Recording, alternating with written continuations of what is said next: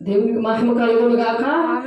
దేవుడు ఇచ్చిన మహాకృపను బట్టి దేవుడు మరి కృప చొప్పున మనల్ని కనికరించి ప్రేమించి ఈ గుంకులం ప్రజల దగ్గరికి దేవుడు తీసుకొచ్చినందుకు దేవునికి అనేకమైన వందనాలు చెల్లిస్తూ దేవుడు మన మధ్యన ఉన్నారు. దేవుడు మనతో మాట్లాడడానికి దేవదూతల సమూహంతో వచ్చి ఉన్నారు.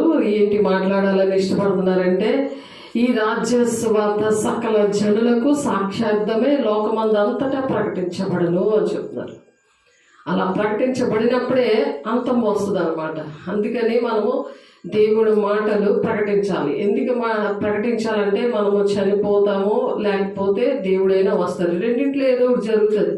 అది జరిగినప్పుడు ఈ పరలోక రాజ్యానికి మనం వెళ్ళగలిగి ఉండాలి. బంగారు వీధులు, బంగారపు దేవుని యొక్క ఆలయము, పట్టణము, మరి దేవాలయము, మరి పరిశుద్ధ పట్టణము, పరలోక రాజ్యము. అక్కడికి వెళ్ళాలంటే మనము ఎవరు వెళ్తారు, మరి ఎలా వెళ్తారు, ఆ విషయాలు దేవుడు నేర్పించడానికి దేవుడు మన మంచికి వచ్చారు. కాబట్టి మనం సరి చేసుకుందాము, దేవునికి మహిమ పరుద్దాము. దేవుని దగ్గర మరి పరిశుద్ధంగా ఉన్నప్పుడే మనం ఆ పరిశుద్ధ పట్టణానికి మనం యుగాలు దేవునితో ఉండడానికి దేవుని యొక్క ప్రణాళిక ఉంది దేవుని బిడ్డల విషయంలో. కాబట్టి ప్రతి ఒక్కరు దేవుని ఆత్మను పొందుకోండి.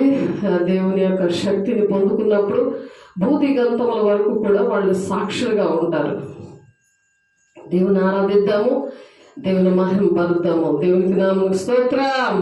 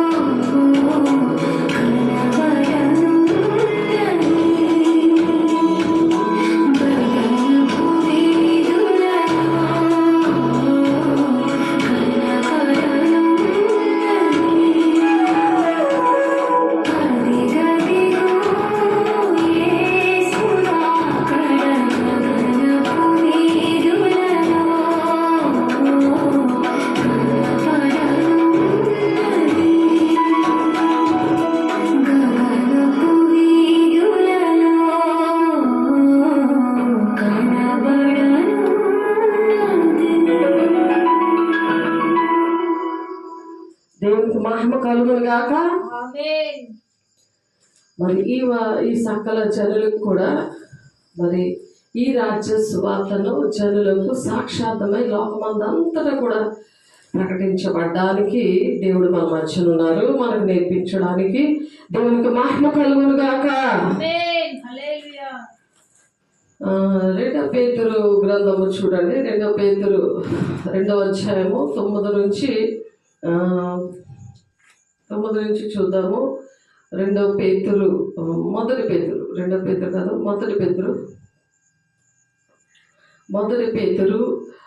2వ అధ్యాయము 2 నుంచి 9 వచనాలు.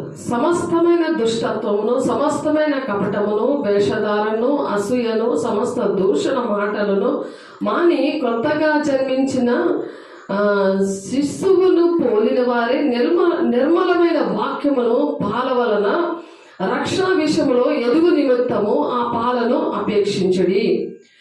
మనుషుల చేత విసర్జింపబడినను దేవుని దృష్టికి ఏర్పరచబడినది అమూల్యమును సజీవులైన రాయగు ప్రభువునందుకు వచ్చిన వారే యేసుక్రీస్తు ద్వారా దేవునికి అనుకూలముగా ఆత్మ సంబంధమైన బలులు నర్పించుటకు పరిశుద్ధ యాజకులుగా ఉండునట్లు మీరును సజీవమైన రాళ్ల వలె నుండి ఆత్మ సంబంధమైన మందిరముగా కట్టబడుచున్నారు. ఎలయనగా ఇదిగో నేను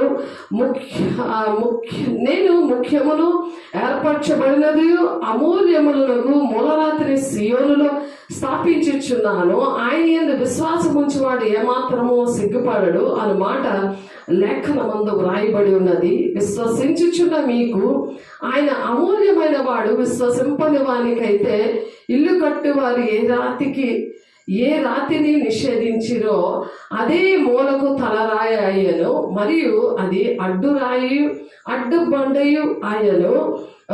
కట్టువారు వాక్యమున అవిధేయులై త్రొట్టిల్లుచున్నారు, దానికే వారు నియమించబడితిరి. అయితే మీరు చీకటిలో నుండి ఆశ్చర్యకరమైన తన వెలుగులోనికి మిమ్మల్ని పిలిచిన వాని గుణాతిశయములను ప్రచురము చేయి నిమిత్తము ఏర్పరచబడిన వంశమును, రాజులైన యాజక సమూహమును, పరిశుద్ధ జనమును, దేవుని సొత్తైన ప్రజలునై ఉన్నారు. దేవునికి మహిమ కలుగును గాక. మనల్ని దేవుడు అందుకు ఈ పరిశుద్ధ పట్టణంలో హెస్కేల్ గ్రంథము 46-47 వచనములో ఉంది ఆ మాట. ఇదిగో చూడండి, ఉత్తరపు తట్టు చూచి గది బలిపీఠమునకు కావలి వారు యాజకులది. దేవుని పని చేసేవారిది, దేవుని పని బలిపీఠం దగ్గర సేవ చేసేవారిది. అక్కడ వాళ్ళ కోసము పిలుస్తున్నారు. అది కానీ ఎవరైతే వాక్యానికి అవిధేయులు ఉన్నారో, త్రొట్టిలుచున్నారో వారు దానికే నియమించారంట. దానికే వారు నియమింపబడ్డారండి. ఇప్పుడు కూడా వాక్యానికి అవిధేయులు అవ్వడానికే వాళ్ళు నియమించబడ్డారు. కొంతమంది అయితే వాళ్ళు మరి చీకటిలోని ఆశ్చర్యకరమైన తన వెలుగులోనికి దేవుడు పిలిచాడు కాబట్టి వాళ్ళు వస్తున్నారు. వాళ్ళు వచ్చి దేవుని యొక్క గుణాతిశయాలను, అంటే దేవుని యొక్క గుణాలను, దేవుడు అలా ప్రాణం పెట్టాడు, ఈ విధంగా ప్రేమించాడు, ఆయనతో యువగాలు కూడా ఉండడానికి ఆయన ఎంత ఆశపడుతున్నాడు. ఆదాము హవ్వలు మరి పాపం చేసినప్పుడు మరి ఎంతో ఉగ్రతతో నోవాహు కుటుంబాన్ని రక్షించుకొని ఆ కుటుంబము జనాంగంగా, ఆ కుటుంబము ఆ యనమండుగురు కూడా ఆ ఓడలో రక్షించబడినప్పుడు వాళ్ళ మాట విన్నారు కాబట్టి, అవిధేయత చూపించలేదు కాబట్టి వాళ్ళు రక్షించాడు. వాళ్ళ ద్వారానే ఈ ప్రపంచం అంతా కూడా 800 కోట్లు జనాలు వచ్చారు. దేవునికి మహిమ కలుగును గాక. అందులోనే ఉన్న వాళ్ళు మీరు చీకటిలో నుండి, అంటే మనం ఆశ్చర్యకరమైన వెలుగులోనికి దేవుడు మనల్ని పిలిచారు. దేవునికి మహిమ కలుగును గాక. పిలిచారు కాబట్టి మనం ఏం చేయాలి? ఆయన యొక్క గుణాతిశయాలన్నీ కూడా మనం ప్రచారం చేయాలి. ఆయన వంశంలో ఉంటాం, అప్పుడు రారాజు వంశంలో ఉంటాం. ఆ రారాజు బిడ్డలకి దేవుడు ఏర్పాటు చేసిన ఈ పరిశుద్ధ పట్టణం అన్నమాట. దానికోసము మనం చెప్పుకుందాము. మీరు రాసుకోండి, అవన్నీ సరి చేసుకోండి.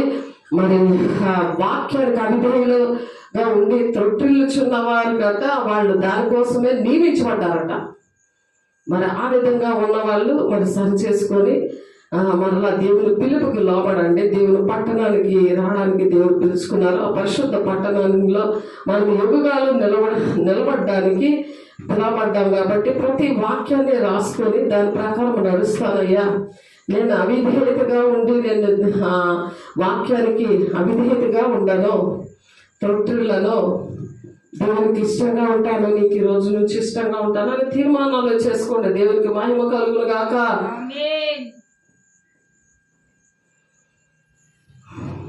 అలాగా అవిధేయుడిగా ఉండకుండా ఉండాలంటే దేవుడు కొన్ని విషయాలు ఏంటంటే దేవుని రాజ్యము ఎలా ఉంటుంది అనే విషయాలు ప్రకటన గ్రంథంలో ఆయన రాకడ సూచనలు మనం పాట పాడుకున్నాము. ఆ పాట అంతా కూడా నెరవేర్పులోకి రాలేదు. ప్రవచనమైన పాట, ప్రవచనం ఉంది అందులో, ప్రవచనాత్మకమైన పాట పాడుకున్నాము. ఇప్పుడు ప్రవచనాత్మకమైన వాక్యము దేవుడు మాట్లాడుతున్నారు. చూడండి, ప్రకటన గ్రంథము అధ్యాయం అంతా కూడా పరిచయం ఉంటుంది. ఫస్ట్ అధ్యాయము దాన్ని చదువువాడు, దాన్ని చదివి దాని ప్రకారం నడిచిన వాడు ధన్యుడు అని ఉంటుంది. 1 నుంచి 3 వచనాలు చూస్తే ఒకసారి చూడండి.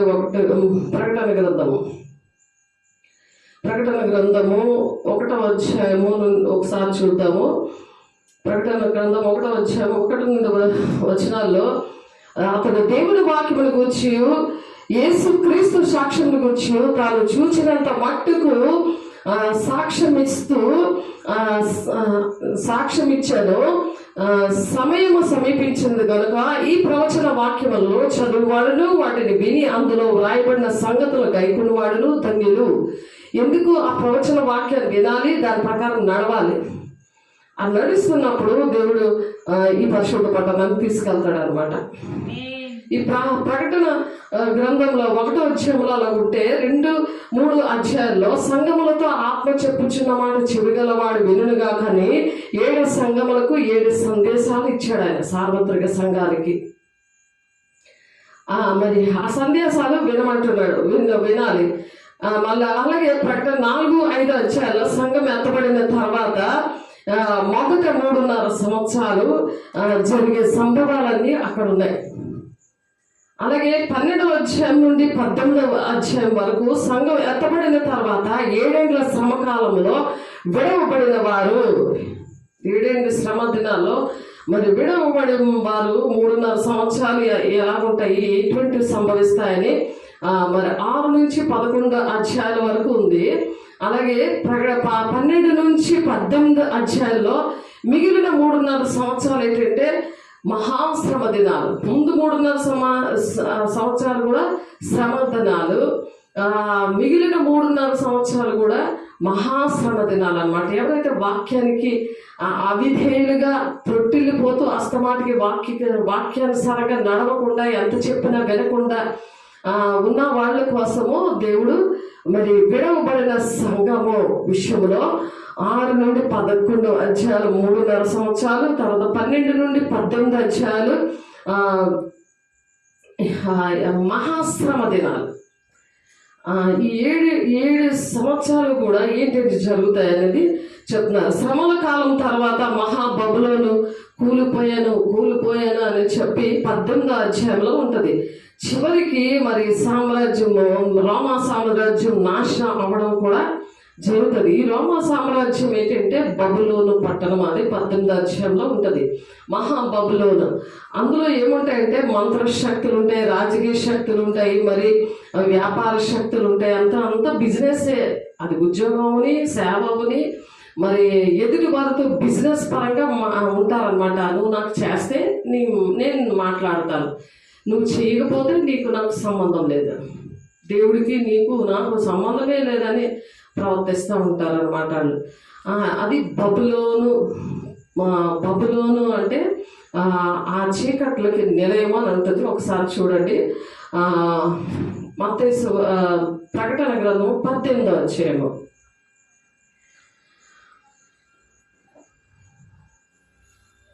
అతడు గొప్ప స్వరముతో ఆర్భటించి, అతను అంటే దేవదూత అనమాట, పరలోకం నుండి దిగి వచ్చింది ఒక దూత వచ్చి, ఫస్ట్ వచనంలో ఉంది, అటు తర్వాత మహా అధికారము గల వేరొక దూత పరలోకం నుండి దిగి వచ్చిన చూచి తిని అతని మహిమ చేత భూమి ప్రకాశిస్తుందంట. ఆ మహిమ చేత ప్రకాశిస్తుంది ఆ దేవదూత వస్తుంటే. అతడు గొప్ప స్వరముతో ఆర్భాటించి ఇట్లనెను. ఆ దేవదూత ఏం చెప్తుందంటే, గొప్ప స్వరముతో ఆర్భాటిస్తూ మహా బబులోను కూలిపోయాను అని చెప్తున్నాడు ఆ దేవదూత. ఏంటి అనంటే, ఎలా కూలిపోయింది అని అంటే, ఇప్పుడు రాను ముందుకి వ్యాపార శక్తులు ఏంటి, బబులోను అంటే మరి వ్యాపారము, మంత్రశక్తులు, రాజకీయ శక్తులు, ఇవన్నీ ప్రపంచం అంతటా ఉన్న శక్తులు ఉంటాయి, మనుషుల్లో ఉంటాయి. దేహం దేవుని ఆలయంగా లేనప్పుడు వాళ్ళు ప్రతిదీ వ్యాపారంగానే ఆలోచిస్తారు, ప్రతిదీ మణిమడితో ఆలోచిస్తారు. అందుకనే ఆ దేహం అనే దేవుని ఆలయము ఎలా ఉంటుందో ఇక్కడ చెప్తున్నారు. చూడండి మీరు, ప్రకటన గ్రంథం 18వ అధ్యాయము 2వ వచనంలో, అది దెయ్యములకు నివాస స్థలమును, ప్రతి అపవిత్రాత్మకు ఉనికి పట్టును, అపవిత్రమును అసహ్యములైన ప్రతి పక్షికి ఉనికి పట్టును ఆయను. గబ్బిలాల వాసన వస్తుంటుంది ఆ దగ్గర. నేను బైబిల్ క్లాస్కి వెళ్తే పక్కన సునీల్ అని ఒక అతను కూర్చున్నాడు. ఎంత కంపు, నిజంగానే గబ్బిలాల వాసన వచ్చింది అతని దగ్గర. చూస్తే వాక్యాలన్నీ చదివేసుకుంటున్నాడు. ఏం చెప్దాము ఏంటంటే, ఏమి రావు, ఏంటి చదువుకొని ఏదో డబ్బులు వ్యాపారం సంపాదించుకుందామని. దేవుని కూడా వ్యాపారంగా వాడుకుంటున్నారు జనాలు, మనుషులు. మరి ఏంటంటే, దేవుని అభిషేకం ఉన్నప్పుడు వాళ్ళ దగ్గర ఎంతో ఆనందం ఉంటుంది, వాళ్ళ దగ్గర ఎంతో ఆశీర్వాదం ఉంటుంది, వాళ్ళ దగ్గర అంటే రక్షించే వారి పట్లను నశించే వారి పట్లను మేము ఒక సువాసన ఉన్నాము అని ఉంది వాక్యం. మొదటి కొరింథీయులకు రాసిన పత్రిక 2వ అధ్యాయం 15వ వచనంలో మనం నేర్చుకున్నాం అది. అలాగా మనము దేవుని అభిషేకంతో దేహము దేవుని ఆలయంగా ఉండాలి. లేకపోతే ఎలా ఉంటుందట, అది దెయ్యములకు నివాస స్థలంగా ఉంటుందట. ప్రతి అపవిత్రాత్మకు ఉనికి పట్టును, అపవిత్రమునకు అసహ్యములైన ప్రతి పక్షికి ఉనికి పట్టును ఆయన. పావురం ఉండదు, పరిశుద్ధాత్మ దేవుడు ఉండడు, గబ్బిలాలు ఉంటాయి, కంపుకుంటే అపవిత్రమైన ఆ జంతువులు వాళ్ళ ఒంట్లో ఉంటాయి, పక్షులు ఉంటాయి, ఆ దెయ్యములు ఉంటాయి. ఆ జంతువులు ఎందుకు కనబడతాయి అంటే, అలాంటి లక్షణాలు నీకు ఉన్నాయి అని చెప్పడానికి దేవుడు అందుకని ఈ జంతువులు సృష్టించారు. ఆ జంతువులు మనుషులు ఉన్నట్టు కనబడతా ఉంటాయి కొంతమందికి.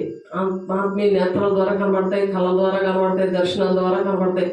ఏవో కనబడ్డాయిలే అని వదిలేస్తారు, కానీ 1-2 సార్లే చూపిస్తారు. వాళ్ళు మారకపోతే మరి వాళ్ళతో మాట్లాడరు. ఎందుకంటే నీకును నాకును దోషం అనే గోడ అడ్డముగా వచ్చింది అంటున్నాడు దేవుడు. అందుకని అవి ఆ దేవుడి మాటలు వినలేకపోతే వచ్చే ప్రాబ్లం అది.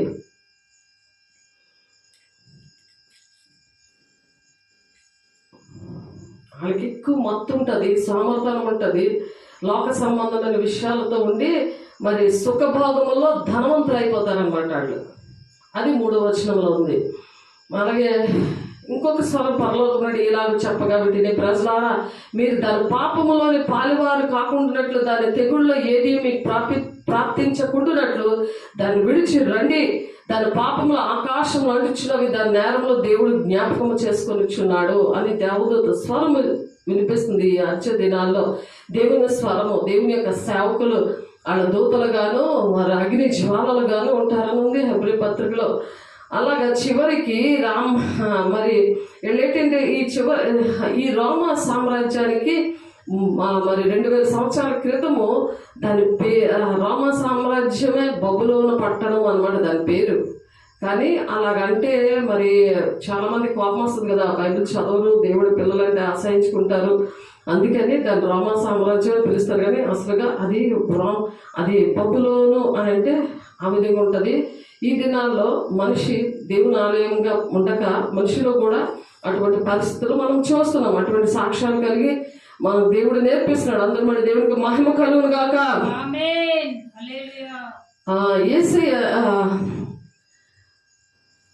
ఆ బబులోను సామ్రాజ్యంలో ఆనాడు ఏంటి జరిగింది అని అంటే, యేసుని సిలువ వేసేసారు. అపోస్తులను చంపేశారు. శిష్యులందరూ కూడా అపోస్తులే కదా. అపోస్తుల బోధగా ఉన్న వాళ్ళే శిష్యులు తయారు చేస్తారు. అపోస్తుల బోధన అంటే ఇష్టం లేని వాళ్ళు, వాక్యానుసారంగా నడవడానికి ఇష్టం లేని వాళ్ళు దానికే పుట్టారు, నియమించారు, దానికే నియమించబడ్డారు అని అంటున్నారు కదా. వాళ్ళు విశ్వాసులుగా తయారవుతారు, వాళ్ళు విశ్వాసులుగానే ఉంటారు. అలాంటి బబులోను పట్టణం అనే అలాంటి ఆలయాలకే వెళ్తూ ఉంటారు. ఆ దెయ్యాలకు ఉనికి పట్టుగా ఉంటుంది, వాళ్ళ దేహం కూడా అలాగే తయారవుతుంది. కాబట్టి అవే ఇష్టపడుతూ ఉంటారు. మరి ఆ శిష్యుల్ని అంటే అపోస్తుల్ని చంపారు. స్టెఫన్ని రాళ్ళతో చంపారు. ఆ బబులోను పట్టణం అనే రోమ సామ్రాజ్యంలో. మరి అలాగే పౌలుని మరి శిరస్థాపనం చేశారంటే శిరస్సుని ఛేదనం చేశారంటే పీక నరిగేసి మరి ఆయన్ని అంత దారుణంగా చంపేశారు. అలాగే పేతుర్ని అయితే తలకిందులుగా వేసి చంపేశారు. రోమ సామ్రాజ్యం అంటే బబులోను పట్టణం అంటే దేవుడి పిల్లలంటే వాళ్ళకి ఇష్టం ఉండదు. అదే బబులోను పట్టణం. ఇది అంత్యక్రీస్తుకి రాబోయే దినాల్లో మరి వీళ్ళు ఏంటంటే సపోర్ట్గా నిలబడుతుంది ఈ రాజ్యము. మరి మొదటి 3.5 సంవత్సరాలు కూడా ఇశ్రాయేలు సపోర్ట్గా ఇస్తారు. మొదటి 3.5 సంవత్సరాలు 7 ఏండ్ల శ్రమ దినాలు సంఘం ఎప్పుడైతే ఎత్తబడతాదో వెంటనే 7 ఏండ్ల శ్రమ దినాలు స్టార్ట్ అయిపోతాయి. మరి సంఘానికి అయితే అక్కడ 2 కొరింథీ 5:10 ఉంటుంది. అక్కడ బహుమానాలు ఇస్తారనమాట. దేవుడు ఎవరైతే శ్రమ పడతారో, ఎవరైతే ఓర్చుకుంటారో వాళ్ళకి నేను శోధన కాలంలో దాస్తానని ఉంది కదా. ప్రకటన 3:10 ఎస్తేరు చూపించారు, మహిమకు చూపించారు. మహిమ హైదరాబాద్లో ఉంది, ఎస్తేరు జోలగుడిలో ఉంది. కాబట్టి ఎందుకు సంఘానికి చూపించారు? దేవుని యొక్క వరాలు అనేవి సంఘానికి ఎందుకు మరి పనికొస్తాయి? అది అపేక్షించండి అని ఉంది వాక్యము. చూడండి, మొదటి కొరింథీ 14:1 ప్రేమ కలిగి ఉండుటకు ప్రయాసపడి ఆత్మ సంబంధమైన వరాలను ఆసక్తితో అపేక్షించండి అంటున్నారు. అలాగ అపేక్షించినప్పుడు దేవుడు వారికి ఇచ్చారు. వాళ్ళు పాటు చేసుకుంటే అది వాళ్ళు మరి అది దేవుడికే లెక్క పెట్టుకోవాలి. అభిషేకాన్ని కాపాడుకోవాలి, ఆ వరాల్ని కాపాడుకోవాలి. మళ్ళీ దేవుని దగ్గర అడిగితే దేవుడు మరలా అభిషేకిస్తారు. మరలా దేవుడు క్షమించే దేవుడు ఈ కృపకాలాల్లో. అట్టి కృప దేవుడు మరి వారికి ఇచ్చునుగాక. యోహాను 14:23 మేము వాని వద్దకు వచ్చి నివాసము చేతుము అంటున్నాడు. అప్పుడు ఎవరు నివాసం చేస్తారు? తండ్రి, కుమార, పరిశుద్ధాత్మ దేవుడు నివాసం చేస్తారు. ఇప్పుడు దెయ్యాల నిలయంగా అప్పుడు ఉండదు. తండ్రి చిత్తాన్ని నెరవేరిస్తేనే దేవుని రాజ్యం కదా. మత్తయి 7:21 ఉంటుంది. అలాగా ఉండాలని దేవుడు ఆశపడుతున్నారు. ఒకసారి చూద్దాము. యోహాను సువార్త 14 చూడండి. యోహాను సువార్త 14 తీయండి, చదువుకోండి, రాయండి.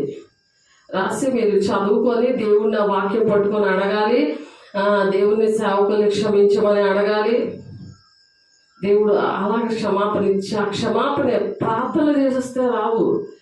క్షమించమని అడిగాక వెంటనే దేవుని సన్నిధి వాళ్ళకి వస్తానని చెప్తున్నాడు దేవుడు. అట్టి కృప దేవుడు మీకు అనుగ్రహించును గాక. యోహాను 14:23 యేసు ఒకడు నన్ను ప్రేమించిన వాడు నా మాట గైకొనును. దేవుని ప్రేమిస్తే ఏం చేస్తారు? ప్రేమించేస్తున్నామని దేవుని వాడుకొని సబ్బుబిళ్ళ వదిలేయడం కాదు, ఆయన మీద వాదించడం కాదు, ఆయన మీద బాధ పెట్టుకోవడం కాదు. ఏం దేవుడో అంటుంది ఒక అమ్మాయి ఉదయం ఫోన్ చేసింది. దేవుడు వచ్చాడు, ఏం దేవుడో ఆయన పైకి వెళ్ళిపోయాడు అంటుంది. అంత దారుణం చూడండి. ఎన్ని కార్యాలు దేవుడు చేశాడు ఆమెకి. సాతానుడు అనమాట. సాతాను ఆలయంగా బబులోను పట్టణంగా ఉంటే ఆ దేహము దెయ్యాలకు నిలయంగా ఉన్నప్పుడు అటువంటి మాటలు వస్తాయి. యేసు ఒకడు నన్ను ప్రేమించిన ఎడల వాడు నా మాట గైకొను, అప్పుడు నా తండ్రి వాడిని ప్రేమించును, మేము వాని యొద్దకు వచ్చి వాని యొద్ద నివాసము చేద్దాము. ఇందాక దెయ్యాలకి నిలయంగా ఉండకుండా దేవునికి నిలయంగా తయారవుతారు. దేవుడు ప్రేమించినప్పుడు కృతజ్ఞతాపూర్వకంగా దేవునికి విన్నపాలు తెలియజేయాలి, కృతజ్ఞతగా ఉండాలి, కృతజ్ఞత అర్పణలు అర్పించాలి. మరి అలాంటి మీటింగ్లు కూడా పెట్టుకోవాలి. నన్ను ప్రేమింపని వాడు నా మాటను గైకొనడు. మీరు వినుచున్న మాట నా మాట కాదు, నన్ను పంపిన తండ్రిదే అని యేసయ్య డైరెక్ట్ గా చెప్తున్నాడు. దేవుడు ప్రేమించకపోతే అలా ఆజ్ఞలు గైకొనరు, దేవుని మాటలు వినరు. మీరు వినుచున్న మాట నా మాట కాదు, నన్ను పంపిన తండ్రిదే అంటున్నాడు. చూడండి 191 ప్రభా తరతరముల నుండి మాకు నివాస స్థలము నీవే. ఇప్పుడు దెయ్యాలకి నిలయంగా ఉంటే మంచిదా? దేవుడు తరతరాల వరకు కూడా నివాస స్థలంగా దేవుడు ఉంటే మంచిదా? ఏది కోరుకుంటున్నారు దేవుని బిడ్డలారా? మీకేమైనా అర్థమవుతుందా? దేవుని మాట వినకపోతే దెయ్యాల నిలయంగా అయిపోతుంది. అది చూస్తున్నాం మేము. మీకు అర్థం కావట్లేదు, మీరు అందుకే దేవుడి మాట వినట్లేదు. మరి యెషయా గ్రంథం 57:15 మహాగణుడును మహోన్నతుడును పరిశుద్ధుడును నిత్య నివాసనయ్యుండు వాడు ఎలాగ సెలవిచ్చుచున్నాడు, నేను మహోన్నతమైన పరిశుద్ధ స్థలంలో నివసించువాడను. ఆయన మహోన్నతమైన పరిశుద్ధ స్థలంలో నివసించేవాడు. ఆయన ఆ పరిశుద్ధ స్థలంలో నివసించేవాడు ఏంటంట, నేను మహోన్నతమైన పరిశుద్ధ స్థలంలో నివసించేవాడని అయినను వినయము కలిగిన వారి ప్రాణమును ఉజ్జీవింప చేయటకు. వినయము, దేవుడి మాట విన్న వాళ్ళకి వినయము ఉంటుంది. ఆ వినయము గల ప్రాణమును ఉజ్జింపజేయుటకు, నలిగిన వారి ప్రాణమును ఉజ్జింపజేయుటకు, వినయము గల వారి యొద్దకు, దీన మనసు గల వారి యొద్దను నేను నివసిస్తున్నాను అంటున్నాడు. ఆమేన్. వినయము విధేయత ఉన్న వాళ్ళ దగ్గర దేవుడు నివసిస్తాడు. అవి లేకపోతే దెయ్యాలకి నిలయంగా అయిపోతుంది ఆ దేహము. జాగ్రత్త. అటువంటి దగ్గరికి వెళ్తే, అలాంటి ఏరియాలకి వెళ్తే మీరు అటువంటి బోధలు వింటే అలా ఉంటుంది. అందుకే ఏ ఆత్మ పరీక్షించుకోండి. దెయ్యముల బోధని 1 తిమోతి గ్రంథంలో 4వ అధ్యాయంలో ఉంటుంది. అవన్నీ కూడా చెప్పడం జరిగింది. నేను మీ అర్థం ఉండగానే ఈ మాటలు మీతో చెప్పేదని ఆదరణకర్త అనగా తండ్రి నా నామమును పంపబోవు పరిశుద్ధాత్మ లేక ఉత్తరవాది సమస్తమును మీకు బోధించి నేను మీతో చెప్పిన సంగతులు మీకు జ్ఞాపకం చేస్తాడనమాట. జ్ఞాపకం చేస్తాడు. ఆయన వస్తానే మీకు జ్ఞాపకం అవుతుంది, లేకపోతే మీకు జ్ఞాపకం రావు. దేవుడు ఏటేట్ చేశాడు, మీ సేవకులు మీ కోసం ఎంత కన్నీరు కాచారు, అవేం గుర్తు రావు. ఎందుకంటే దెయ్యాలు ఇలాగే అయిపోయింది కదా. చూసేవారిగా ఉన్నారు. వాళ్ళు చూస్తారు, మీరే చూస్తారు, కానీ ఏం లాభం? వాళ్ళకి మీకు తేడా ఏముంది? మీరు ఎన్ని కార్యాలు చూసారో అవన్నీ కూడా జ్ఞాపకము చేస్తాడంట దేవుడు. అట్టి కృప దేవుడు మీకు అనుగ్రహించును గాక. మరి యోహాను 14:21 నా ఆజ్ఞలు అంగీకరించి వాటిని గైకొన్నవాడే నన్ను ప్రేమించేవాడు. నన్ను ప్రేమించేవాడు నా తండ్రి వల్ల ప్రేమింపబడును. నేనును వాడిని ప్రేమించి వానికి నన్ను కనపరుచుకుందును. దేవుడు కనపడతాడు. ఎప్పుడైతే ప్రేమిస్తావో ఆయన ఆజ్ఞలు గైకొంటావు. నన్ను ప్రేమించేవాడు నా తండ్రి వల్ల ప్రేమించబడును. తండ్రి, కుమార, పరిశుద్ధాత్మ దేవుడు అప్పుడు వస్తాడు. చేతులేసి ప్రార్థన చేసేస్తాం. వచ్చారు భారతదేశం పొందుకున్న ఫస్ట్ దినాల్లో వెంటనే ఫ్రెష్ క్యాండిడేట్లకి వచ్చారు. మొదటి కేసులకి ఎలాగొస్తారు? వాళ్ళ మాట వినకపోతే తిరగబడదు దేవుడి మీద, సేవకుల మీద, ఆ వాక్యానికి అవిధేయులుగా ఉన్నప్పుడు వాళ్ళ దానికే నియమించబడ్డారని మనం వాక్యం చదువుకున్నాం ఇందాక. అలా ఉండకూడదని దేవుడు మరొక ఛాన్స్ ఇస్తున్నారు. దేవుని బిడ్డ సరి చేసుకోండి.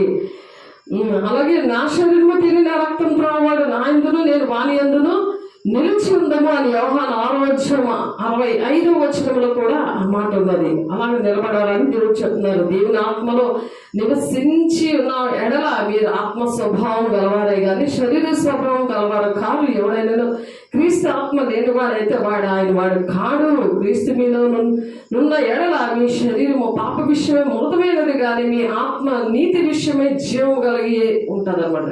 నీతి కార్యాలు చేస్తారు, వాళ్ళు నీతిగా బ్రతుకుతారు. నీతి మంతులకే ఈ పరిశుద్ధ పట్టణం. అందుకే ఆత్మ లేనివాడు నావాడు కాడు అంటున్నాడు. దేవుని ప్రేమించినప్పుడు, దేవుని మాటలు విన్నప్పుడు దేవుడు ఆ పరిశుద్ధ పట్టణానికి తీసుకెళ్ళడానికి ఇష్టపడుతున్నాడు. దేవుని బిడ్డ, మృతులలో నుండి యేసును లేపిన వాడి ఆత్మ మీలో నివసించిన ఎడల, మృతుల్లో నుండి క్రీస్తు యేసును లేపిన వాడు చావులకు లోనైన మీ శరీరము కూడా మీలో నివసించిన తన ఆత్మ ద్వారా మళ్ళీ జీవింపచేస్తాడట. దేవుడికి దీవించును గాక. అట్టి విధంగా దేవునికి మహిమ కలుగును గాక. సరి చేసుకోండి, వాక్యానుసారంగా నడవండి అని దేవుడు మరలా ఈ కృప దినాల్లో మనకు అవకాశం ఇచ్చినందుకు దేవునికి మహిమ కలుగును గాక. అందుకనే ఇక్కడ ప్రకటన గ్రంథం 3:20-21 వచనంలో, ఇదిగో నేను తలుపు వద్ద నిల్చుండి తట్టుచున్నాను, ఎవడైనాను నా స్వరము విని తలుపు తీసిన ఎడల నేను అతని ఎద్దుకు వచ్చి అతనితో నేనును నాతో కూడా అతనును భోజనము చేయుదుము. నేను జయించి నా తండ్రితో కూడా ఆయన సింహాసనం కూర్చుండిన ప్రకారము జయించే వాణిని నాతో కూడా నా సింహాసనం నేను కూర్చుండబెడతాను అంటున్నాడు. చూడండి, ఆయన పెళ్లి కుమారుడు, మన పెళ్లి కుమార్తెగా ఆయన సింహాసనం దగ్గర కూర్చుండబెడతాను అంటున్నాడు. జయం కావాలి ఇక్కడ. ఆ దెయ్యముల నిలయానికి జయం కావాలని ఆశపడుతున్నాడు దేవుడు. ఇక్కడ జయించే వారికి ఆయన సింహాసనం మీద కూర్చోబెడతాడంట. ఆయన ఎంతగా ప్రేమిస్తాడో చూడండి. ఈ కృప దినాల్లో ప్రతి ఒక్క బిడ్డ కూడా దేవుడి రాజ్యానికి రావాలని. అయితే మీరు మొదటి నుండి దేనిని వింటున్నారో అది మీలో నిలవనీయుడి. మీరు ఫస్ట్ నుండి మీరు ఏది వింటున్నారో అదే మీ ఒంటిలో ఉండాలంటాడు. మీలో నిలవనీయుడి. మీరు మొదటి నుండి వినినది మీలో నిలిచిన ఎడల మీరు కూడా కుమారుని యందును తండ్రి యందును నిలుతురు. ఫస్ట్ మీకు దేవుడు ఏంటి నేర్పించాడు, అది మీ ఒంటిలో ఉండాలి. తప్పుడు బోధలకి, తప్పుడు మనుషుల దగ్గరికి వెళ్ళిపోకూడదు. ఎక్కడైనా దేవుడు ఉన్నాడు అనుకుని వెళ్ళిపోకూడదు. ఎందుకు యూట్యూబ్ ఛానల్ ఇచ్చారు, స్టేటస్ లో, మరి యూట్యూబ్ లో, ఫేస్బుక్ లో ఎందుకు వస్తుంది? దేవుడు మీకోసమే. ఆ దెయ్యముల నిలయముగా ఉన్న వాళ్ళు మారుతారని ఇంటిలోకి వచ్చేస్తుంది మరి వాక్యము. దేవుడు మిమ్మల్ని ఎంతగా ప్రేమిస్తున్నాడు ఆలోచించండి. మీ సేవకులని 1 యోహాను 2:24 వచనంలో ఉంది. నోట్ చేసుకోండి, ఆ వాక్యం పట్టుకుని సరి చేసుకోండి, ప్రార్థన చేసుకోండి. అనే విధంగా దేవుడు మిమ్మల్ని దీవించును గాక. మరి కీర్తన 91:1 కూడా, మహోన్నతుని చాటున నివసించేవాడే సర్వశక్తిని నీడను విశ్రమించేవాడు. సర్వశక్తిని నీడను విశ్రమిస్తాడు. అప్పుడు సైతాన్ పడగలోని మీరు విశ్రమించరు. ఘట సర్పం అంటే అబద్ధ బోధ. ఆ ఘట సర్పము నీడన మీరు ఉండరు. అబద్ధాలు, పైకి ఒక మాట బయటికి ఒక మాట, అలా చేయకూడదు కపట సహోదరులాగా. మరి యోహాను 14:15 మనం చూసాం కదా, మీరు నన్ను ప్రేమించడం నా ఆజ్ఞలు గైకొందరు. దేవుని ప్రేమించే వాళ్ళు దేవుని ఆజ్ఞలు గైకుంటారు. దేవుని ప్రేమించే వాళ్ళు దేవునితో కూడా యుగాలు ఉంటారు. అట్టి కృప దేవుడు మీకు అనుగ్రహించును గాక. ఇప్పుడు మొదటి 3.5 సంవత్సరాలు కూడా అంత్యక్రీస్తు వస్తాడు. ఫస్ట్ 3.5 సంవత్సరాలు శ్రమదినాలు విడవబడిన సంఘానికి, ఎవరైతే దేవుని ఆజ్ఞలు పాటించారో, దేవుని మాటలు వినరో, దేవుని వాక్యానికి తిరుగుబాటు చేసి వారు దానికే నియమించబడ్డారని దెయ్యములకి నిలయముగా ఉంటారో వాళ్ళ విషయంలో దేవుడు మాట్లాడుతారు. మొదటి 3.5 సంవత్సరాలట సపోర్ట్ చేస్తాడు అంత్యక్రీస్తుకి, మెస్సయ్య అనుకొని. ఇశ్రాయేల్ ప్రజలు ఏం చేస్తారు, మొదటి 3.5 సంవత్సరాలు కూడా మరి ఆర్టిఫిషియల్ టెక్నాలజీ ఎలాగో మొదట మనకి అన్నీ కూడా నేర్పిస్తాము అనేసి అంటది. సేమ్ అలాగా అంత్యక్రీస్తు మోసం చేస్తాడు. మరి ఇశ్రాయేల్ ప్రజలేమో సపోర్ట్ చేస్తారు. అందుకని మరి ఇప్పట్లో అయితే దీన్ని ఏమంటున్నారంటే యూరోపియన్ యూనియన్గా రోమ ప్రభుత్వాన్ని పిలుస్తున్నారు. అప్పుడు బబులోను పట్టణం అని పిలకుండా రోమా సామ్రాజ్యం అని పిలిచారు కదా, దాన్నే యూరోపియన్ యూనియన్గా రోమ ప్రభుత్వాన్ని పిలుస్తున్నారు ఇప్పటికి. అయితే ఈ రోమా సామ్రాజ్యం వలన క్రైస్తవ్యానికి ఏం జరుగుతున్నాయి, హింసలు జరుగుతున్నాయి. మనకి ఎక్కడి నుండి హింసలు వస్తున్నాయి?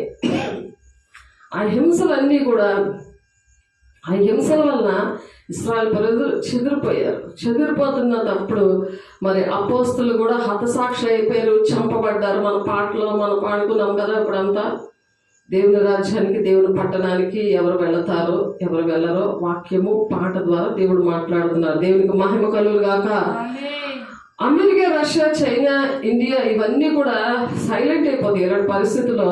ఈ రోమా సామ్రాజ్యం ఏలుబడిలో ఇవన్నీ కూడా సైలెంట్ అయిపోతే మరి కాన్సే కూడా పడిపోతుంది. ఈ రానున్న దినాల్లో ప్రవచన వాక్యం కదా ఇది, రానున్న దినాల్లో ఇవి జరగబోతాయి. కాబట్టి ఇప్పుడు ఈ కృప దినాల్లోనే దేహము దెయ్యానికి ఆలయంగా ఉంది కదా, అది నివాస స్థలముగా ఉందని, బబులోను పట్టణంగా ఉంది, అది బిజినెస్ చేస్తుంటారు దేవునితోటి మనుషులతోటి, ప్రేమలో ఉండి వాళ్ళకి హాయ్ బాయ్ అన్నట్టు ఉంటారు. కాబట్టి అటువంటి పరిస్థితులన్నీ మార్చుకుంటే మరి కనురెప్ప పాటలలో దేవుడు తీసుకెళ్తారు దేవుని రాజ్యానికి. మొదటి కొరింథీ 15:51 ఉంది. మొదటి దశలోనికైన పత్రిక 4:16 17 ఉంది. అది ఎవరైతే సిద్ధపడతారో, సిద్ధపరచడానికే దేవుడు ఏర్పాటు చేసుకున్న యాచక వంశము, పరిశుద్ధుల మరి పరిశుద్ధులుగా మీరు పిలువబడ్డారని దాని వాక్యం చూసుకున్నాము. అలా పిలువబడినప్పుడు సాతానుడు వలలో చిక్కుకొని ఉండకుండా ఆ చిక్కుల బంధకాల నుండి దేవుడు విడిపించడానికి వచ్చున్నాడు. దేవుడికి మహిమ కలుగును గాక. అంత్యక్రీస్తు వచ్చేసరికి కదా సంఘం ఎత్తబడిపోతుంది. మరి పరిపాలన చేయడం స్టార్ట్ చేస్తాడు. ఒక నాయకుడిగా, ఒక నియంతగా మరి పరిపాలిస్తున్నప్పుడు ఇస్రాయేల్ ప్రజలు ఏం చేస్తారంటే, ఈ యూరోపియన్ సమాజము అంటే ఈ రోమ ప్రభుత్వానికి ఒక రైట్ హ్యాండ్ గా ఉంటారు ఇస్రాయేల్ ప్రజలు. మరి ఈ యూరోపియన్ యూనియన్ ఎలాగుంటారంటే వీళ్ళిద్దరూ కలిసి అంత్యక్రీస్తుకి ఒక రైట్ హ్యాండ్ గా ఉంటారు. వాళ్ళు సంఘం ఎత్తబడిన తర్వాత అదే టైంలో మరి 7 ఏళ్ల శ్రమ దినాల్లో మరి విడవబడిన వారికి అంత్యక్రీస్తు పరిపాలన చేయడం స్టార్ట్ చేస్తాడు. ఎవరైతే నమస్కారం చేస్తారో వాళ్ళకి ఆ ముద్ర 666 వేసేస్తాడు. వాళ్ళకి ఏంటంటే తెలియదు, రేషన్ లేదు, వేటి లేదు. వాళ్ళు కూడా ఈ వాక్యము, ఈ ప్రవచన వాక్యము తెలియకపోతే మెస్సయ్య ఈయనే కావాలి అంత్యక్రీస్తుని అనుకుంటారు వాళ్ళు. ఇశ్రాయేల్ ప్రజలు కూడా మొదటి 3.5 సంవత్సరాలు అలాగే అనుకుంటారు. అలాగే ఎవరికైతే మరి దేవునాత్మ, పరిశుద్ధాత్మ లేకుండా వాక్యము, ప్రవచన వాక్యము 2000 సంవత్సరాల క్రితం జరగబోయే సంగతులు దేవుడు బయలుపరిచాడు కదా, అవన్నీ కూడా ఆ గ్రంథం తెలియకపోతే, అటువంటి వాక్యాన్ని విని సిద్ధపడకపోతే, దేవుని అభిషేకంతో ఉండి మరి లేఖనాలు మరి అర్థమయ్యేలాగా మరి లూదియా హృదయాన్ని తెరిచాడు, శిష్యుల హృదయాలను తెరిచాడు దేవుడు. అలా తెరవకపోతే మరి వాళ్ళ పరిస్థితి ఎలా ఉంటుంది? మరి విడబడిన సంఘంలో విడబడిన వారిని మరి అంత్యక్రీస్తు పరిపాలన చేస్తుంటే రోమా ప్రభుత్వము ప్లస్ ఇశ్రాయేల్ ప్రజలు సపోర్ట్గా రైట్ హ్యాండ్గా ఉంటారు. మరి సంఘం ఎత్తబడిన తర్వాత అదే టైంలో 7 ఏళ్ల శ్రమ దినాల్లో విడబడిన వారితో అంత్యక్రీస్తు ఇలాగా పరిపాలన చేయడం స్టార్ట్ చేస్తాడు. మరి ప్రకటన 4వ అధ్యాయంలో ఏముంటుందంటే, ఆయన ఎత్తబడే సంఘం గురించి ఉంటుంది. తర్వాత సంఘం బహిరంగ రాకడలో దిగి రావడం అనేది, బహిరంగ రాకడలో మళ్ళా సంఘాన్ని పట్టుకొని యేసయ్య రావడం. ఎవరైతే ఇశ్రాయేలు ప్రజలు అది తెలుసుకొని మరి ఆ సీయోను కొండ దగ్గరికి పరిగెడతారు. ఆ జకర్యా 14:4 ఉంటుంది. అది జకర్యా ప్రవచనం, అది నెరవేరలేదు ఇంకా. అది నెరవేర్పులోనికి వచ్చినప్పుడు వీళ్ళందరూ కూడా అక్కడ పరిగెట్టుకుని వస్తారు ఆ కొండ దగ్గరికి. ఆయన కాలు మోపగానే, దేవుడు కాలు మోపగానే అది 2 మధ్యగా విడిపోతుంది, మధ్యగా 2గా విడిపోతుంది. కాబట్టి అక్కడికి అదే విషయము ఇక్కడ మొత్తం 24వ అధ్యాయంలో ఉంటుంది చూడండి. అదే విషయం మొత్తం 24వ అధ్యాయంలో 15 నుంచి 22 వచనాలు ఉంటుంది చూడండి. కాబట్టి ప్రవక్త అయిన దానియేలు ద్వారా చెప్పబడిన నాశనకరమైన హే వస్తువు పరిశుద్ధ స్థలమందు నిలుచుట మీరు చూడగానే చదువువాడు గ్రహించుగాక. ఈ విషయము మొదటి దశలోనికే పత్రికలో ఉంటుంది అన్నమాట. మొదటి దశలోనికే పత్రిక 4వ అధ్యాయం, మొదటి దశలోనికే పత్రిక 4వ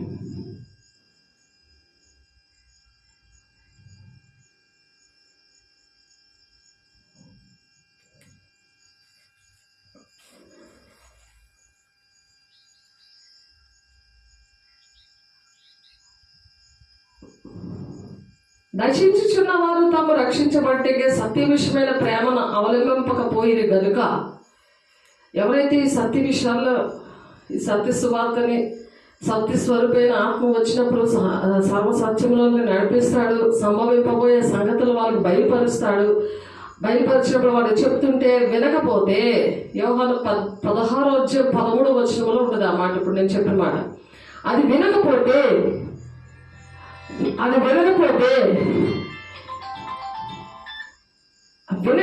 నశించుచున్న వారు తాము రక్షించబట్టకే సత్య విషయమైన ప్రేమను అవలంబింపకపోయిన గనుక వారు రాక అబద్ధ విషయమైన సమస్త బలముతోనూ నానా విధములైన సూచక క్రియలతోనూ మహత్కార్యములతోనూ దుర్నీతిని పుట్టించి సమస్త మోసముతోనూ నశించుచున్న వారిలో సాతాను కనపరచు బలము అనుసరించి ఉండును. సాతాను ఒక బలము ఇస్తాడు వాడికి. ఇచ్చినప్పుడు సత్యమైన మార్గంలో నడవలేరండి. ఇందుచేత సత్యమును నమ్మక దుర్నీతి అందు అభిలాష గల వారందరూ శిక్షావిధి పొందుటకై అబద్ధమును నమ్మనట్లు మోసము చేయు శక్తిని దేవుడు వారికి పంపిస్తున్నాడంట. చూసారా, సత్యమైన మార్గంలో నడవపోతే దేవుడే మోసము చేయు శక్తిని వారికి పంపిస్తున్నాడు. ప్రభువు వల్ల ప్రేమింపబడిన సహోదరులారా, ఆత్మ మిమ్మల్ని పరిశుద్ధ వల్లను మీరు సత్యమును నమ్ముట వల్లను రక్షణ పొందుటకు దేవుడు ఆది నుండి మిమ్మల్ని ఏర్పరచుకున్నాడు గనుక మేము మిమ్మల్ని బట్టి ఎల్లప్పుడూ దేవునికి కృతజ్ఞతాస్తుతులు చెల్లింపబద్ధులమై ఉన్నాము అని చెప్తున్నాడు పౌలు గారు దశలోనికి పత్రిక సంఘానికి చెప్తా. ఇంకేమంటారు, మీరు ఇలాగనే రక్షించబడి మన ప్రభు అయిన యేసుక్రీస్తు యొక్క మహిమను పొందవాలని ఆయన మన సువార్త వల్ల మిమ్మల్ని మనల్ని పిలిచాడు. దేవుడు ఇటువంటి మాటలు చెప్పడానికి పిలిచాడు. కాబట్టి సహోదరులారా, నిలకడగా ఉండి మా నోటి మాట వల్లనైనను మా పత్రిక వల్లనైనను మీకు బోధింపబడిన విధులను చేపట్టండి. ఏటి విధులు ఉన్నాయో చేపట్టాలి. ఏమి భూలోకంలో ఉన్న చట్టాన్ని మీరు అమలు చేయకపోతే జైల్లో వేస్తారు, మరి ఇక్కడ చట్టాన్ని పాటించకపోతే నరకంలో వేస్తాడు. ఏది కావాలి ఆలోచించండి దేవుని బిడ్డలారా. ఏది కావాలి చెప్పండి, ఏది కావాలి చెప్పండి. నోటి మాట వల్ల మా పత్రిక వల్ల మీకు బోధింపబడిన విధులను చేపట్టండి అంటున్నాడు. దేవా, మేము ఆ విధులను చేపడతామయ్యా, మేము నీ రాజ్యాన్ని వారసులుగా ఉంటామని తీర్మానాలు చేసుకోండి. మన ప్రభువైన యేసుక్రీస్తును మనల్ని ప్రేమించి కృపచేత నిత్యమైన ఆదరణీయ శుభ నిరీక్షణ అనుగ్రహించిన మన తండ్రి అయిన మరి దేవుడు మీ హృదయములకు ఆదరించి ప్రతి సత్కార్యమందును ప్రతి సద్వాక్యమందును మిమ్మల్ని స్థిరపరచునుగాక. ఆమేన్. కాబట్టి స్థిరపరుస్తాడు దేవుడు. ఎవరైతే ఇష్టపడతారో వాళ్ళు దేవుడు స్థిరపరచడానికి ఈ కృపకాలంలో, అంటే అర్హత లేకపోయినా ప్రేమించడాన్ని కృప అంటారు. ఈ కృపకాలంలో దేవుడు అలా ప్రేమించడానికి దేవుడు ఇష్టపడుతున్నారు. మతం కులం భేదం లేకుండా ప్రతి ఒక్కరిని ప్రేమించడానికి ఇష్టపడుతున్నారు. ఎందుకంటే ఆయన అందరి కోసం ప్రాణం పెట్టాడు. దేవుని బిడ్డ ఒకసారి ఆలోచించండి. మనుషులు పెట్టుకున్నావే నమ్ముకుని కొట్టుకు చచ్చిపోతున్నారు. యుద్ధాలు, కరువులు, మనం ఇవన్నీ ఎందుకు వస్తున్నాయి? వడగళ్ళు, భూకంపాలు, దేవుని కోపము. దేవుడు ఒకటి చెప్తే ఒకటి చేస్తున్నారు. దేవుని మాట వినట్లేదు, అవిధేయత చూపిస్తున్నారు. అవిధేయత మన పిల్లలకు చూపిస్తే మనం ఏం చేస్తాం? ప్రేమిస్తామేంటి?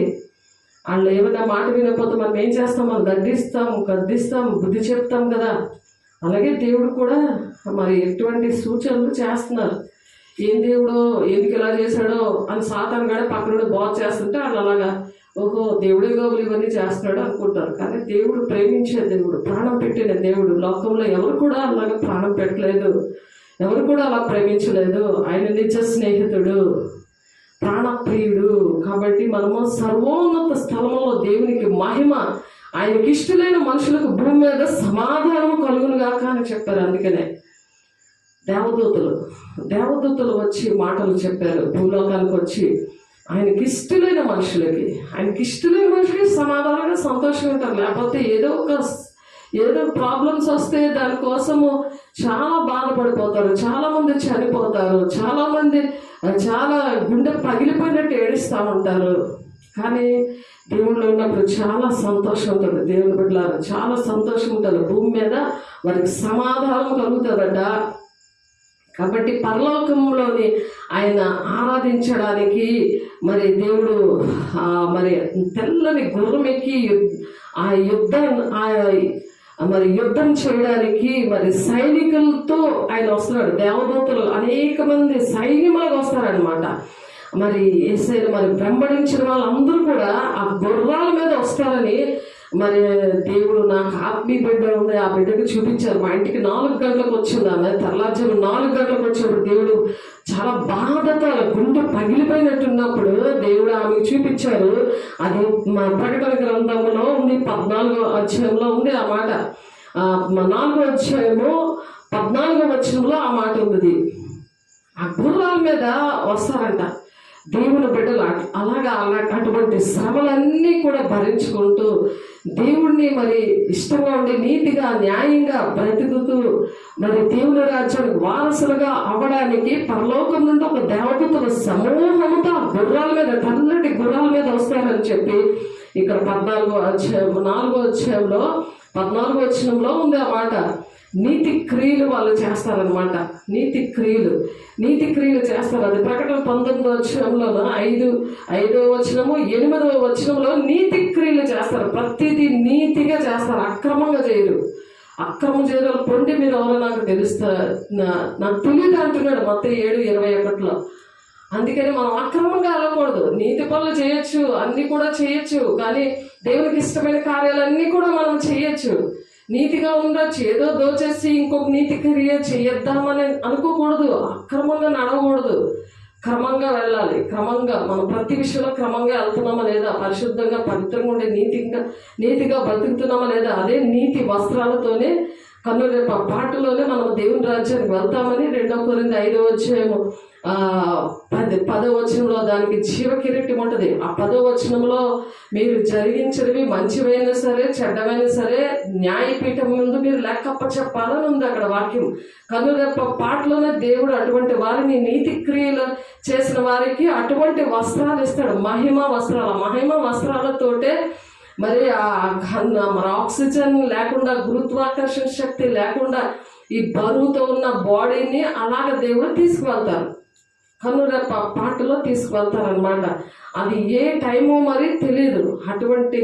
అందుకే ఎప్పుడు కూడా మనం సిద్ధంగా ఉండాలి. దేవునికి ఇష్టంగా బ్రతుకుతూ వాళ్ళకి జీవ కిరీటము, మహిమ కిరీటము, అక్షయ కిరీటము, భూషణ కిరీటము ఇవన్నీ కూడా ఉంటాయి. ఎంతమందిని మీరు ఆదుకుంటారో, ఎంతమందిని మీరు రక్షిస్తారో, మరి ఆ సహకారుల పేర్లు కూడా, అటువంటి పని చేస్తున్న సహకారుల పేర్లు కూడా జీవ గ్రంథంలో రాస్తున్నారని ఫిలిప్పీ 4:3 ఉంటుంది. కాబట్టి అట్టి కృప దేవుడు మీకు అనుగ్రహించును గాక. ఆమేన్. మహావేశ్య అనగా మరి ప్రకటన 17వ అధ్యాయంలో ఈ మహావేశ్య మరి ఉంటది. అది ఏంటంటే ఆ బబులోను పట్టణంలో నామకార్థమైన సంఘం అనమాట. నామకార్థమైన సంఘం అంటే ఏంటి? ఇటు లోకము, అటు దేవుడు, 2 ఉంటాయి. ఏ పని చేసినా సరే దేవుని రాజ్యానికి వెళ్ళిపోతాం, మేము మంచి చేసాం కదా, మంచిలాగే మనం వెళ్ళిపోతాం అనుకుంటారు. నామకార్థమైన జీవితం, అటు పరిశుద్ధత ఉంటుంది, అటు అపవిత్రత ఉంటుంది. నామకార్థమైన జీవితం అటువంటివి ఉండకూడదు. అది ప్రకటన 17వ అధ్యాయం 3వ వచనంలో ఇందాక చదువు కదా, అదంటే దేవుని ఆలయం ఉండదు, దెయ్యానికి ఆలయంగా ఉంటుంది అది అని చెప్తున్నారు. అది రోమా ప్రభుత్వం ఆనాడు అలాగే ఉంది, ఇప్పుడు కూడా అలాగే ఉన్నది. ఇప్పుడు కూడా అది అలాగే ఉంది. దాన్ని బబులోను పట్టణం అని పిలుస్తున్నారు. ఇక్కడ ప్రకటన 19వ అధ్యాయం 6వ వచనంలో మరి ప్రకటన 20వ అధ్యాయంలోని 4వ వచనంలో కూడా 10 అంశాలు అక్కడ రాసి పెట్టారు. 10 అంశాలు అక్కడ రాసి పెట్టారు. చూడండి, ప్రకటన 19:8లోని నీతి వస్త్రాల కోసము రాసి పెట్టారు. ఎవరైతే మనం నీతి కార్యాలు చేస్తామో, మనం ఓర్చుకుంటామో, ప్రతి విషయంలో ఓర్చుకొని ప్రజలు ప్రేమించి వారికి మరి అన్ని విషయాలు కూడా మనం ఇటువంటి విషయాలు చెప్పినప్పుడే త్వరగా అంతం అనేది వస్తుంది. అప్పుడే రాదు. ఇవన్నీ కూడా శ్రమలన్నీ వస్తాయి, భూకంపాలు ఇవన్నీ కూడా వస్తాయి. శిష్యులు అడిగినప్పుడు ఇవన్నీ వచ్చాక లాస్ట్లో మరి ఎవరైతే ఓర్చుకుంటారో అప్పుడు అంతం వస్తుంది. అవన్నీ జరిగాకే అంతం వస్తుంది. మరి రెండవదిగా ప్రకటన 19వ అధ్యాయము 6-9 దేవదూతలు మరి నమస్కారం చేస్తారు. అక్కడ 10వ వచనంలో కూడా ఉంటుంది. ఉంటుంది. అన్ని చదవడానికి మరి కుదరట్లేదు. మరి ప్రకటన 22:8-9 వచనాల్లో మరి దేవునికి మాత్రమే ఆరాధించమని చెప్తున్నారు. దేవునికి మాత్రమే, ఎవరైతే మనకు మరి ప్రాణం పెట్టారో ఆయనకి మాత్రమే ఆరాధించమని చెప్తున్నారు. 4వదిగా మరి పడద్రోయబడిన దేవదూతలు ఆరాధనకు ఒప్పుకుంటున్నారు. పడద్రోయబడిన దేవదూతలు ఆరాధనకి ఒప్పుకుంటున్నారు కొంతమంది. మరి అలాగే ప్రకటన 22:11-16 వచనాల్లో యేసుక్రీస్తు పరలోకం నుండి భూమి మీదకి ఏ విధంగా వచ్చారు ఆ విషయాలు చెప్తున్నారు. మరి ప్రకటన 19:1-16 వచనాల్లో తెల్లని గుర్రం మీద మరి వస్తున్న మరి యుద్ధం చేయడానికి, తీర్పు ప్రపంచానికి తీర్చడానికి, పరిపాలించడానికి మరి వస్తున్నాడు మరి యేసయ్య. ఆ విషయాలు అక్కడ రాస్తున్నారు. ఆకాశ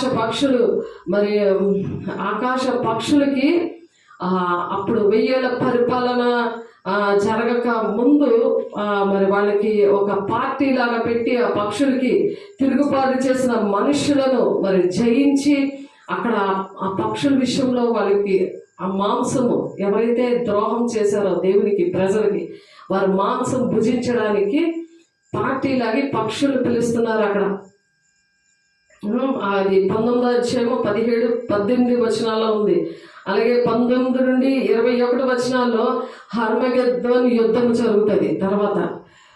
ఆ విధంగా మనకేంటంటే ఇవన్నీ కూడా జరగలేదు. కానీ ఈ ప్రవచనాలు ప్రకటన గ్రంథంలో, మొత్తం ప్రకటన గ్రంథంలో ఏంటేంటి జరుగుతాయి, సంభవింపబోయే సంగతులు అన్నీ కూడా ఏంటేంటి సంభవింపబోయేవి అంటే ప్రవచనాత్మకంగా ఉన్న విషయాలు నెరవేర్పు ఏ విధంగా జరుగుతాయి అనే విషయాలు మనం తెలుసుకొని అనేక మందికి చెప్పిన తర్వాతే అంతం వస్తుందని మరి మొత్తం 24 వచనంలో మనము నేర్చుకున్నాం కదా.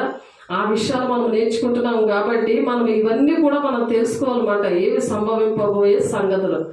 యోహాను 16:13 ఉంది కదా, సత్య స్వరూపైన ఆత్మ వచ్చినప్పుడు సర్వసత్యములోనికి నడిపిస్తుంది. మరి అది సంభవింపబోయే సంగతులను తెలియపరుస్తుంది మనకి. ఎప్పుడు ఏమి జరుగుతాయో, మరి లోకంలో ఏమి జరుగుతున్నాయో, ఇంతవరకు ఏంటి జరిగాయో మరి ఈ గ్రంథంలో 2000 సంవత్సరాల క్రితమే ఇవన్నీ కూడా రాసి పెట్టారు. కాబట్టి మనం నేర్చుకోవడానికి దేవుడు ఈ రోజు కృపనిచ్చినందుకు దేవునికి మహిమ కలుగును గాక. ఇదే ప్రపంచ యుద్ధం అన్నమాట, 3వ ప్రపంచ యుద్ధము, హర్మగెద్దోన్ యుద్ధము.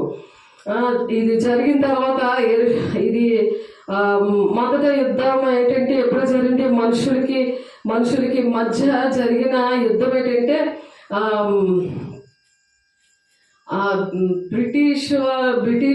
బ్రిటిష్ వాళ్ళు ద్వారా అక్కడ జర్మనీ, ఇటలీ, జపాను మరి వీళ్ళందరూ పోరాటంలో అది జరిగింది అనమాట. వాళ్ళు ఓడిపోయారు అప్పుడు. దీని ముందు యుద్ధము, ప్రపంచ యుద్ధము జరిగినప్పుడు మరి బ్రిటిష్ వారికి, టర్కీ వారికి మరి ఆపోజిట్గా మరి అయ్యారు. అప్పుడు మరి 2వసారి ప్రపంచ యుద్ధంలో అమెరికా, రష్యా, ఫ్రాన్స్ మరి సపోర్ట్ ఇస్తే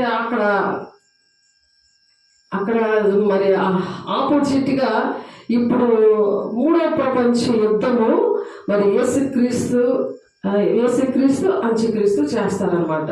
మొదటిది, రెండోది ఆ విధంగా జరిగితే, 3వది మాత్రము అంత్యక్రీస్తుని మరి ఎవరు చేస్తారు, అంత్యక్రీస్తు, యేసయ్య ఇద్దరు కలిసి 3వ ప్రపంచ యుద్ధం చేస్తారు.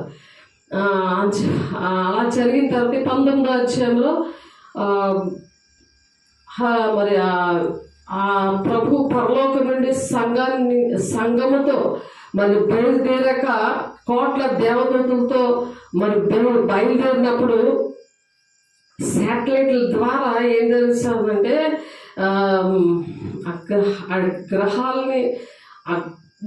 అంటే భూగ్రహాన్ని మరి ఢీకొనడానికి ఎవరో వస్తున్నారని చెప్పి ఇవన్నీ విషయాలు కూడా ఎవరికి తెలుస్తాయి, ఈ అంత్యక్రీస్తుకి, వారి అనుచరులకి కూడా. దేవుడు సంఘము, ఎత్తబడిన సంఘము యేసయ్య దిగి వస్తున్నప్పుడు ఈ విషయాలన్నీ కూడా వాళ్ళు ఆ విధంగా ఆలోచిస్తూ ఉంటారు. అంత్యక్రీస్తు పరిపాలన చివరి దశలో ఇది జరుగుతుంది. మళ్ళా రెండవ రాకడలో ఫస్ట్ రహస్య రాకడలో ఎవరైతే ఎత్తబడతారో ఏ సంఘంతో మనం ఎత్తబడతాం కదా, మళ్ళీ బహిరంగ రాకడలో ఆ విధంగా వస్తారనమాట. అది ప్రకటన 1:7 ఉంటుంది. అయితే ఇశ్రాయేలు చెదిరిపోయిన వారు మరి ఆ టైంలో వస్తుంటారు. మరి రోమ సామ్రాజ్యం అయితే విరోధంగా అంత్యక్రీస్తును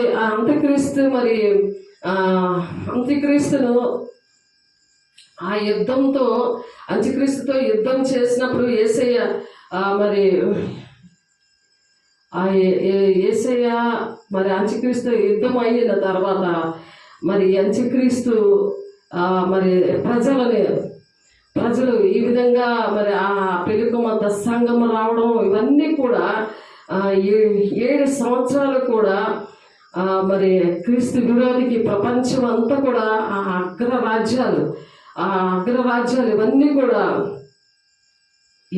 కూడా ఏంటంటే 3.5 సంవత్సరాల్లో మరి ఇశ్రాయేలు నమ్ముతారు కదా, ఈయనే మెస్సయ్య అని, అంత్యక్రీస్తే మెస్సయ్య అని. వీళ్ళు ఏంటంటే మళ్ళీ బిల్ పాస్ చేస్తారు. ఏదైనా మెస్సయ్య అనుకున్నాము కాబట్టి ఇతను మెస్సయ్య కాదు అని చెప్పి.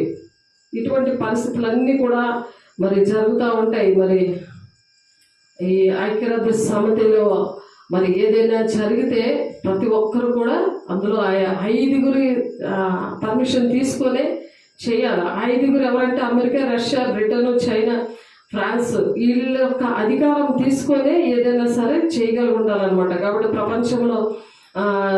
ప్రపంచంలో ఇవన్నీ కూడా నిర్ణయం తీసుకోవాలి. ఈ 5 కూడా ఒప్పుకోవాలి.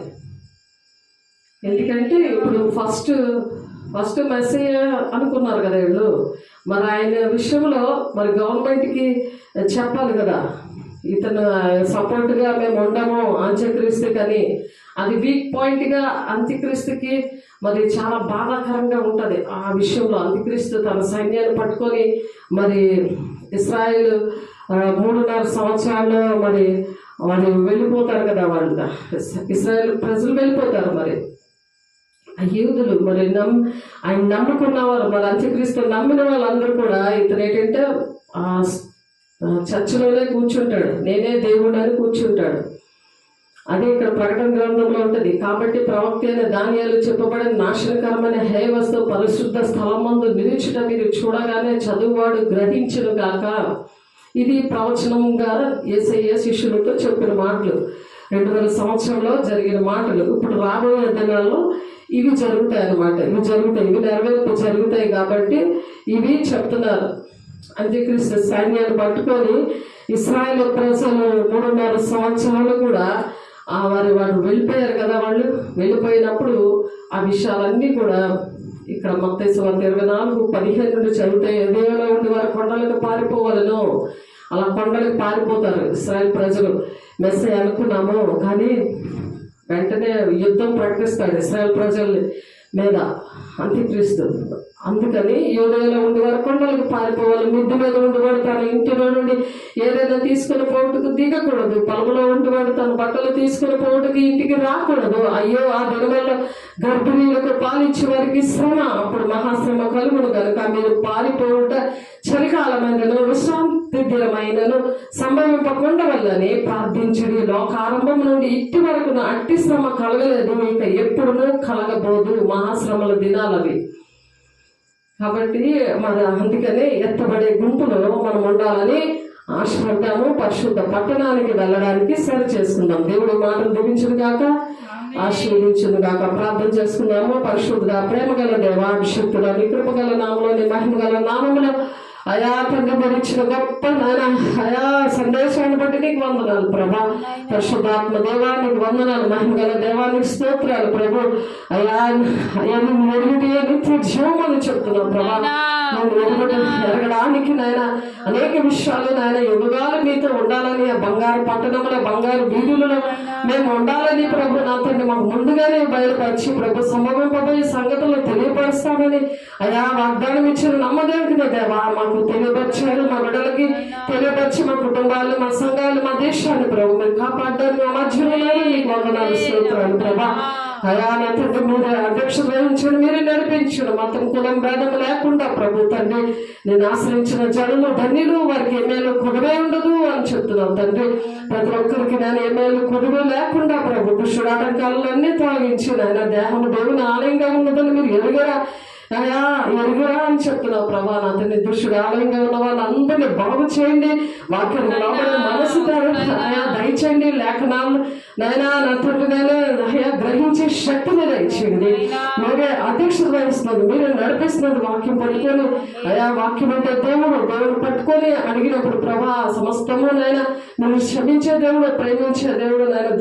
దోషులుగా ఎంచకుండా 3-4 తరాల వరకు తండ్రుల దోషం కుమారుల మీదకి రప్పిస్తాను అంటున్నావు నాయన. అయా దోషంలో క్షమించబడడానికి సహాయం తెచ్చండి, దోషంలో ఒప్పుకోవడానికి సహాయం తెచ్చండి, ఒప్పుక చేసే ఆత్మను కుమ్మరించండి. నీకు దిద్దుబాటు అసహ్యం కదా, నా మాటలు వెనక తోసేస్తున్నావు అని కీర్తన 17వ అధ్యాయం నుండి నువ్వు చెప్తున్నావు ప్రభా. పరిశుద్ధంగా అయ్యా అటువంటి పరిస్థితులను నుండి విడిపించండి, ఆ బంధకాలను అన్నిటి నుండి మీరు విడిపించండి, నడిపించండి, మహిమ పొందుకోండి. పరిశుద్ధ నామంలో అయా మీ సాక్షిగా నిలబెట్టుకుంటున్నాను, మూడే మహిమ కనుక ప్రభావాలు పొందుకుంటున్నందుకు వందనాలు స్తోత్రాలు చెల్లిస్తూ ఏసే పరిశుద్ధ నామంలో బ్రతిమలాడి వేడుకుంటున్నాం తండ్రి. ఆమేన్. తండ్రి యొక్క దీవెన కుమార్ యొక్క కృప పరిశుద్ధాత్మిక నిత్య సహవాసము సదాకాలము తోడైంది నడిపించును గాక. ఆమేన్. దేవుడికి మహిమ కలుగును గాక. God bless you. దేవుడు మిమ్మల్ని దీవించి ఆశీర్వదించును గాక. ఆమేన్.